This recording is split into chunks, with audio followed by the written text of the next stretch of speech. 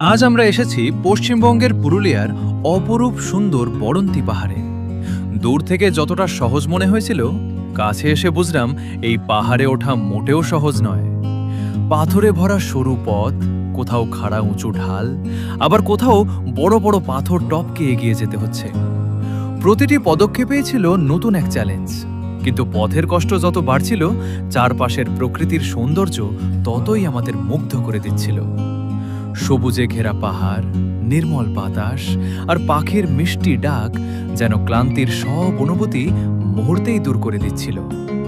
অবশেষে অনেকটা পথ পেরিয়ে যখন উপরে পৌঁছালাম, তখন চোখের সামনে যে দৃশ্য ধরা দিল তা ভাষায় প্রকাশ করা সত্যিই কঠিন। সেই মুহূর্তে মনে হলো এই কঠিন পথ পেরিয়ে আসার প্রতিটি কষ্ট সার্থক। আপনি যদি প্রকৃতি আর অ্যাডভেঞ্চার ভালোবাসেন, তাহলে জীবনে একবার হলেও বড়ন্তি পাহাড়ে অবশ্যই ঘুরে আসুন।